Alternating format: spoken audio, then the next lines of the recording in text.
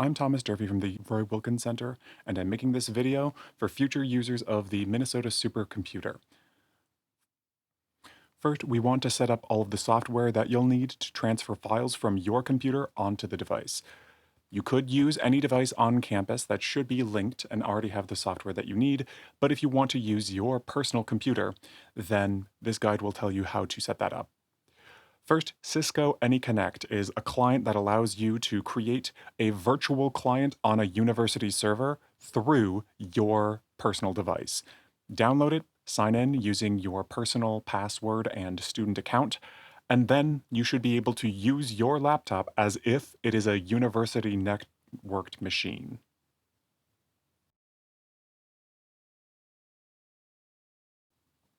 That's given me access to be able to use any of the devices and software that requires university access.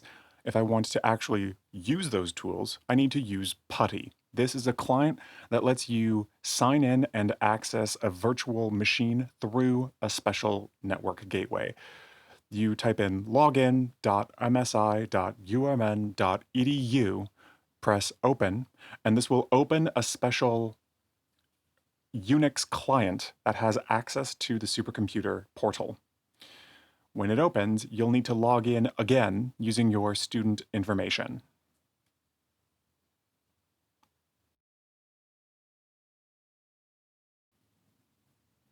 Remember to have your cell phone ready for two-factor authentication.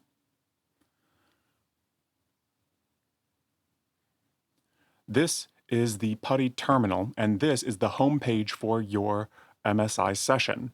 This will tell you what device you're currently using. This will also include some basic commands.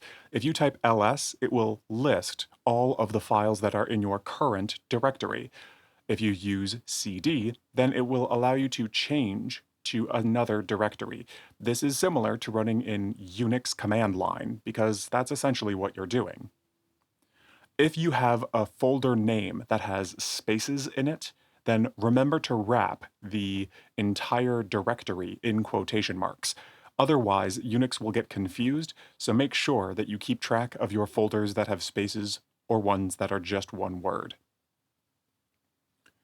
If you want to change directory, you can also use 2 periods and a slash to go up a directory, or use 1 period and a slash to go into a new directory.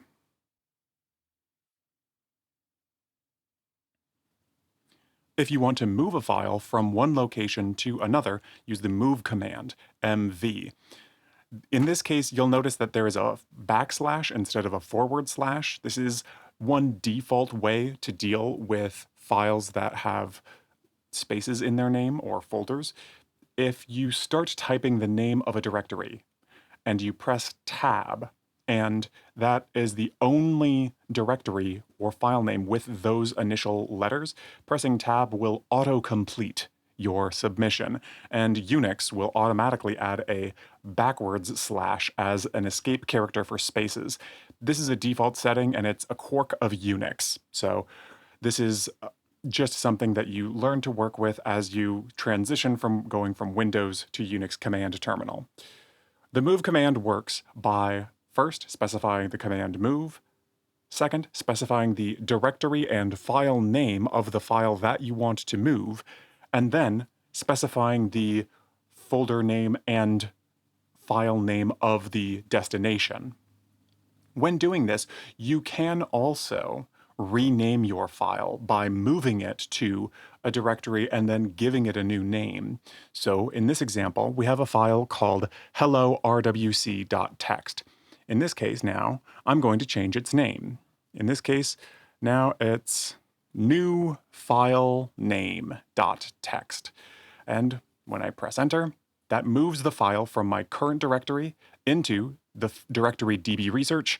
And if I press list, new file name shows up where it wasn't there before. If I want to open that file, I can use the Unix command nano. I have to specify, again, the directory and the file name.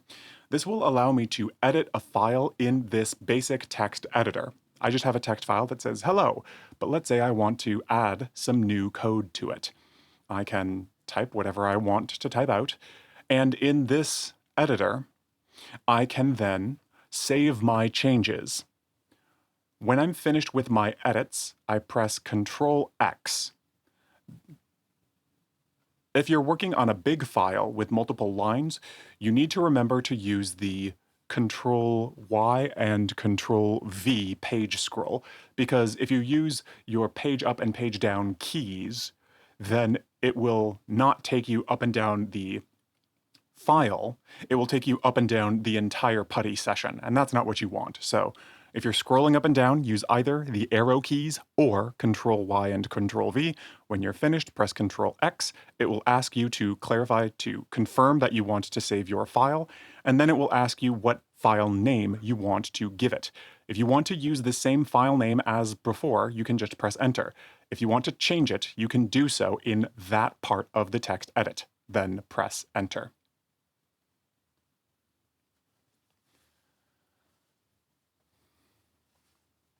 Now let's say that I want to transfer this file from the supercomputer folder into my personal computer. I'm going to use the Globus client to do so. Install Globus from the IT website. Then, once it's installed, you can go to your system tray, right-click, go to Options, and specify the folders on your computer that you want to use as Globus launch points.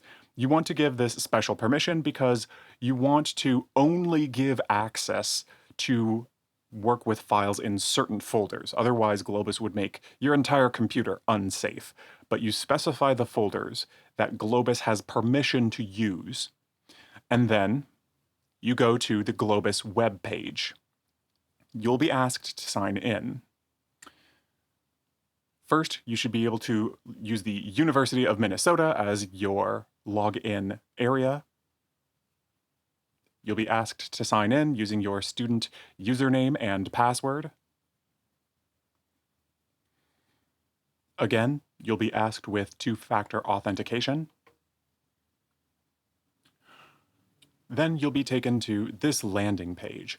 The left side panel includes what is on your computer. The right side panel is the client you want to connect to. The collection refers to the set of Globus approved folders that you want to use. I set up PhD projects as a previous project. You can add folders using the Globus client app.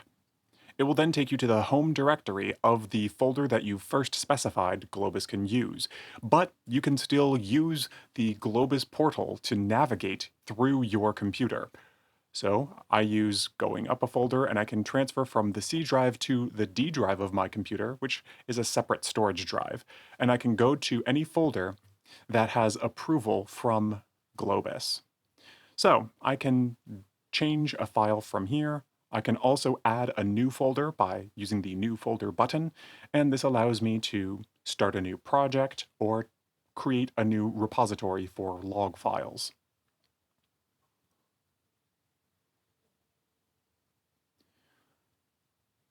This folder is empty. Let's say that I want to transfer the text file that we made a couple minutes ago.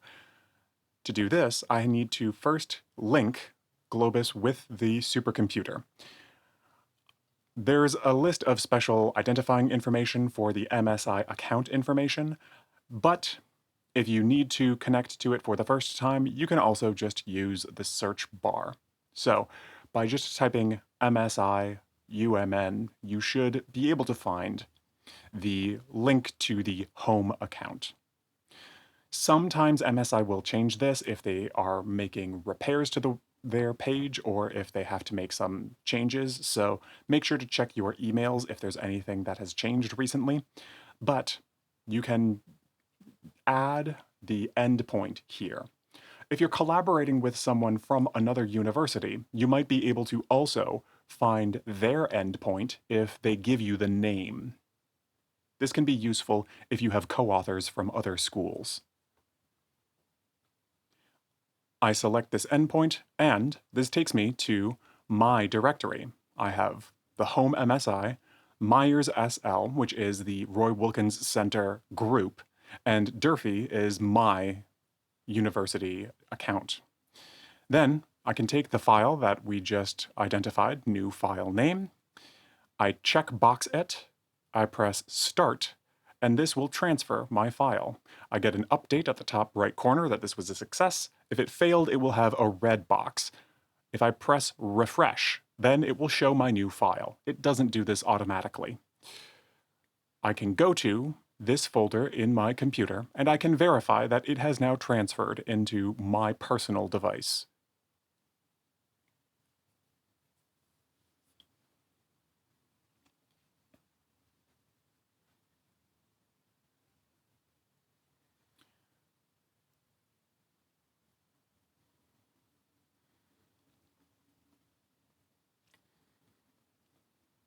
Now let's say that I want to add to this file on my computer and transfer it back into the supercomputer. I save my file, and now I'm going to do the same process in reverse. So I can see that the date modified has changed because I just updated my code. Then I click on the checkbox and I try and transfer, but Globus isn't letting me. I can't have two windows open at once for file transfer. I need to only check boxes that are in the left panel or the right panel, not both.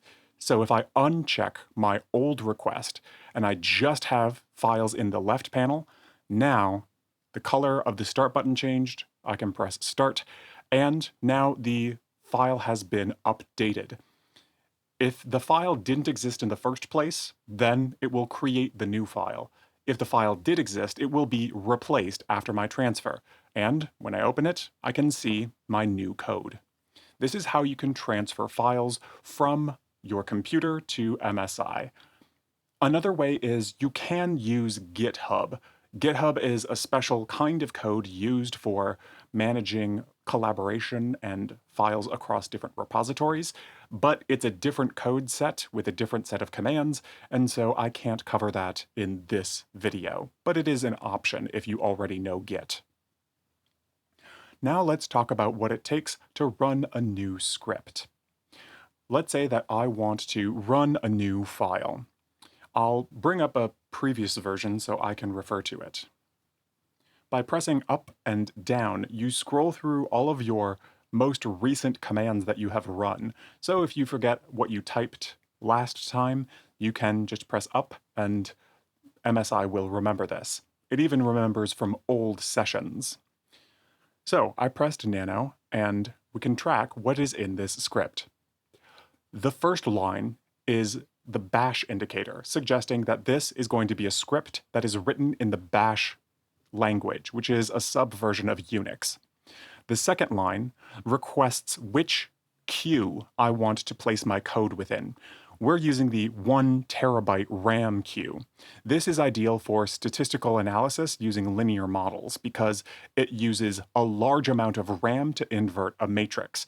But if you're using other commands for image processing or machine learning algorithms, you might want to use a different queue because you might want to be able to parallel process, which is a version where you run multiple smaller operations simultaneously. To figure out which queue you want, consult the MSI User's Guide. If you need to check whether or not a queue is available, go to the Minnesota Supercomputer website and check that the system is operational and not being updated. Then you specify the wall time, or the maximum amount of time you want your code to run. Usually, there's no reason not to just assume the maximum amount of time.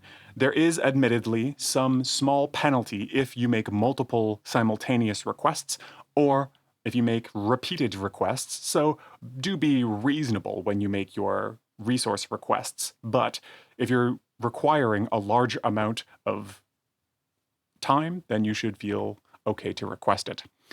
You then also specify the storage space that you want MSI to generate. When you run a regression like in Stata, you don't just open the Stata file. You also need to have some virtual space prepared so that Stata can make temporary files. The way Stata inverts a matrix is by making temporary files that it deletes soon thereafter. So request extra space temporarily, and then you will be allowed to run stata commands. You can also ask MSI to send you updates when your code has begun, when it ends, and if there are any error messages. After the S-batch set of headers, the hashtag or the pound sign is the comment indicator. So anything that happens after a comment will not be code. The rest of my script is written in Bash. So this is using Unix code. I'm defining some useful indicators so that I can track my code characteristics later on. This can be whatever code you want it to be. I've added this mainly so I can have personal log files that I can track the success of my programs and which MSI log is associated to which stata version. If I want to make my own log file, I can use Unix commands to do this. This is an example of the log file that this program makes. I won't cover all of the Unix commands in this video because that's not necessary. Just know that if you want to make a new text file, you can use the single greater than sign to make a new text file. And if you use the double greater than sign, it will append text to an existing file. This is supposed to look like an arrow. It's just a convention of Bash script.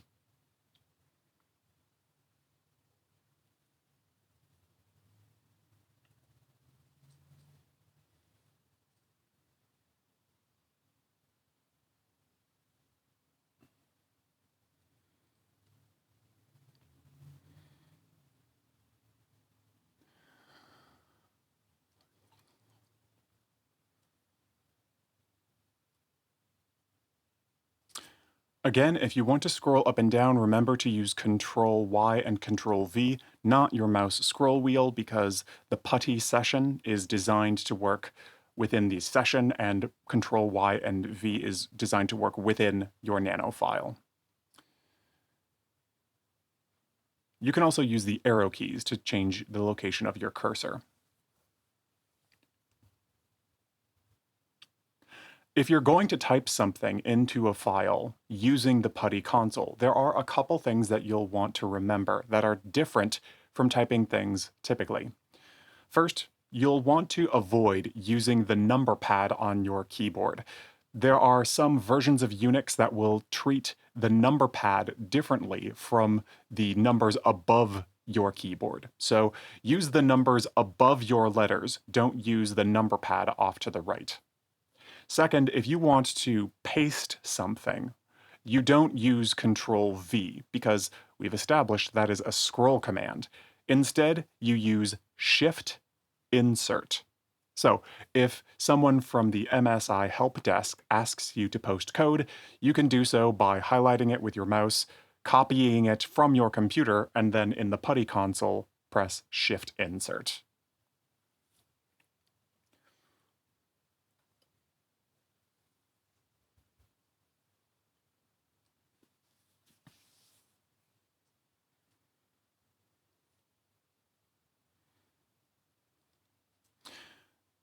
Module load stata is how you load stata as a software. You can also load R, MATLAB, and a bunch of other processes that have been identified by the Minnesota Supercomputer Institute. Some programs are going to be restricted based on what kind of student or staff you are. Some software is reserved for people at the St. Paul campus who are part of the College of Food, Agriculture, and Natural Resource Sciences, and other resources are reserved for Humphrey students. So check with MSI if you need special software. Module load will load the stata software into your current working directory based on the script that you have run. Then you use the command stata-b to run stata in batch mode. Then the name of your stata file. You can also add the no stop command, which is a stata-specific command, not a Unix-specific command, but this can be useful if you want to avoid dealing with error messages. Stata B in batch mode is different than running stata normally. If you run Stata off your laptop, you might be able to have code that takes up multiple lines and you just leave blank spaces, or you use the 3 marks to make a run-on Stata code line. That doesn't work in the batch Unix version of Stata 13. Instead, you're going to have to use batch mode. So I'll show you how to write that code in a moment, but this is what makes running Stata from a console different from running it in a script.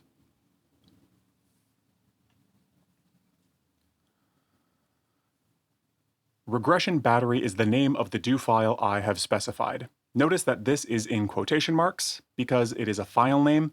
This one doesn't have any spaces in it, but sometimes I'd add that just as a redundancy in case my do file has spaces in its name. Let's say I want to change this script file. Up above, I'm adding a description in the comment of my code. I'm stating that I want this script to run from the home directory of my MSI account.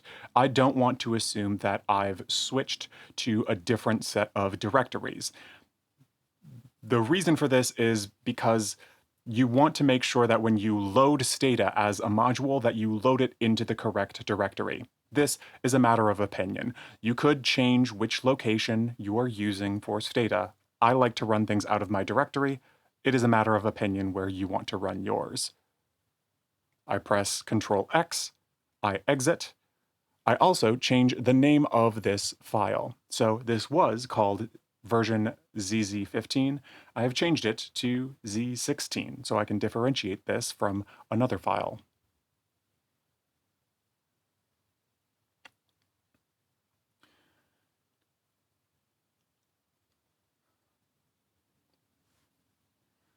When you run a batch code, you use the command sbatch.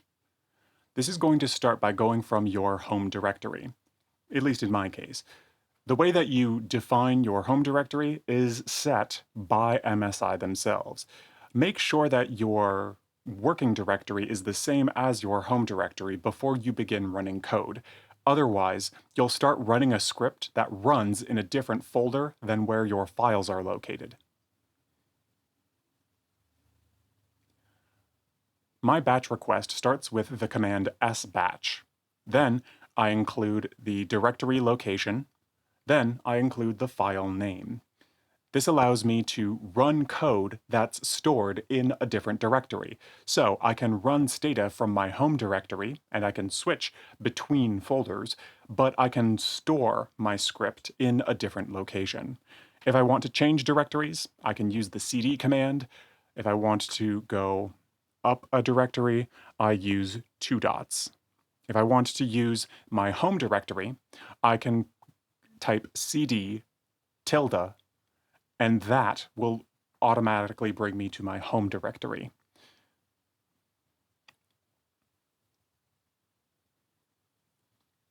SQ is an indicator to if you have successfully submitted something to the supercomputer. The command SQ is used to check on the status of your current batches.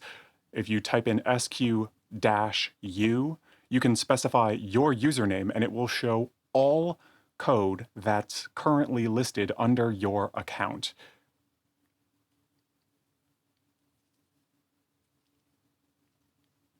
Let's look at what is in this file that I'm about to run.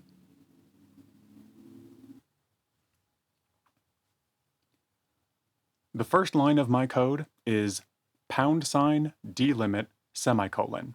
This is how I tell Stata that I want my code to have a semicolon delimiter, as opposed to the #delimit CR, which is carriage return. Typically, when you run Stata in console mode on your computer, you can tell the difference between one line of code and the next by just pressing Enter. You can also have some blank spaces in your code, and Stata doesn't have a problem with that. But when you run batch requests, Stata needs to tell the difference between a blank line of code and a space, like a space bar. So the way that you tell Stata to finish a line of code is by ending each line with a semicolon. I also specify the version number. MSI uses Stata version 13. There are some pieces of software packages out there and extensions to Stata that run on newer versions of Stata, but I don't want to be able to use those because I don't have permission to use those.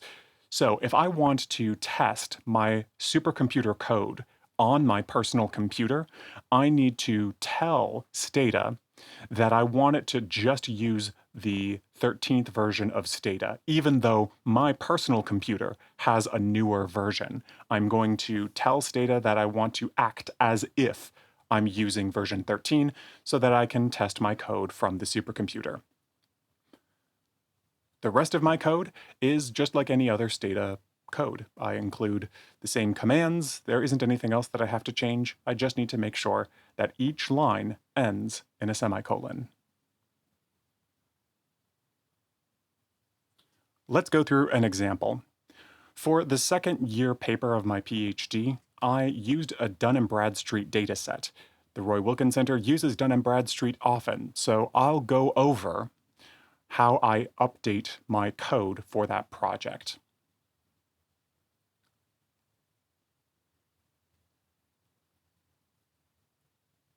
I've created a new folder. It's currently blank. I go to Globus and I navigate to the folder where I want to store my new log file results.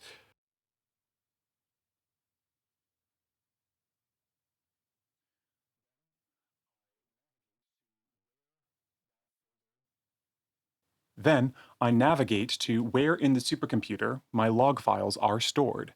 I can also order my files by the modification date so I can quickly find the most recent files.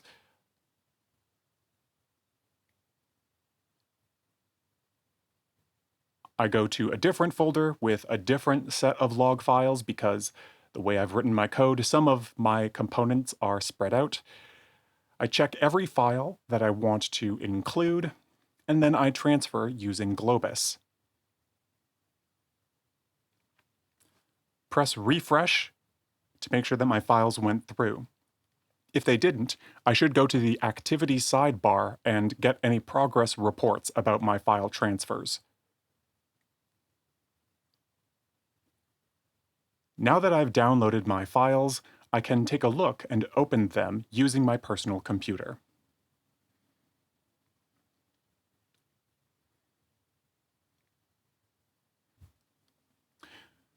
After checking my log file, I've discovered that my code came up with an error.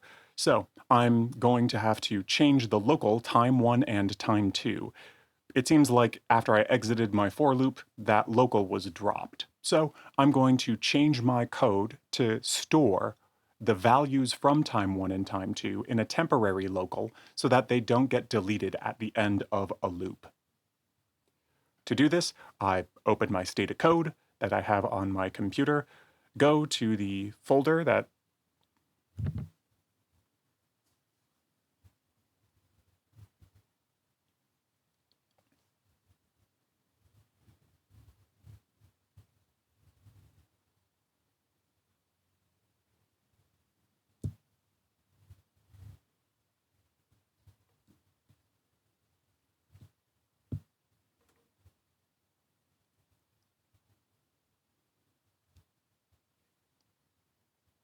skipping ahead. Then I save my code on my personal machine, and then I will use Globus to transfer this file back from my laptop onto the supercomputer.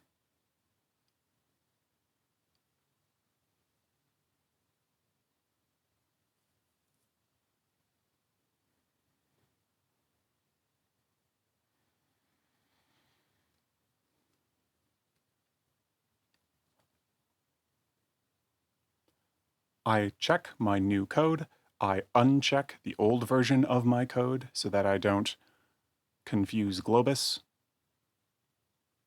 I transfer my file. This will paste over the old version of my file, so if I want to save a copy, I should do that first, but I want to update this file, so I will use the same name. And I can check the date modified to see if it updated. I can also check the transfer options in the center of the panel. Now I can go back to PuTTY and I can check if my file has changed. Now that my file has been uploaded, I can run my script with this new specification. To do this, I want to give my log a new name because I want to tell the difference between the old version of my code and the new version. I don't want to accidentally delete some other log file. So I use my arrow keys and I find the previous batch request script. I change the name from regression 89ZZ15, don't worry about it. I change it to 16 just so I can tell the difference from one to another.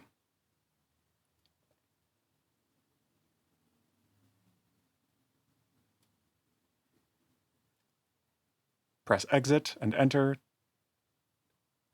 Save changes. And when I go to the bottom, notice that I'm changing the name of the file so that way I can save a new copy rather than pasting over the old version of the file.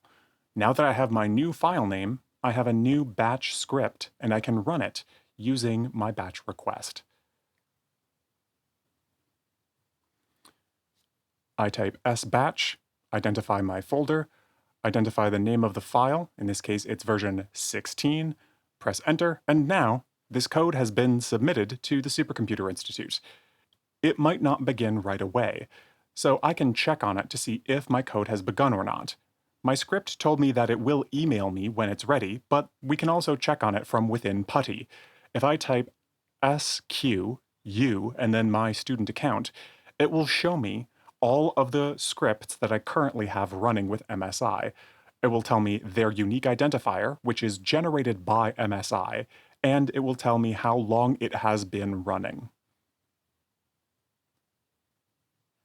If my code errors out, you'll notice that there's a set of Slurm log files included in my home directory. This happens if my code creates an error message. I don't have a good solution for dealing with these log files. You can open them and close them just like they're text files, but you might want to delete them from time to time. You might want to use Globus to transfer them out, or you might want to change your batch script to automatically account for them. But since they have identification numbers that are based on the MSI specific batch name, it's hard to plan for what its identifier will be. You might just want to do this manually.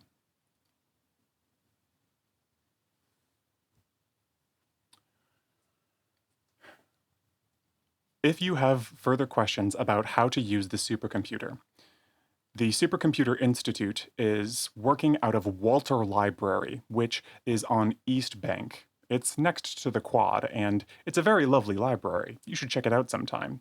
They often will host clinics to teach you how to use special tools, and they have their own help desk, so they can help you with changes in new commands and best practices for using the supercomputer.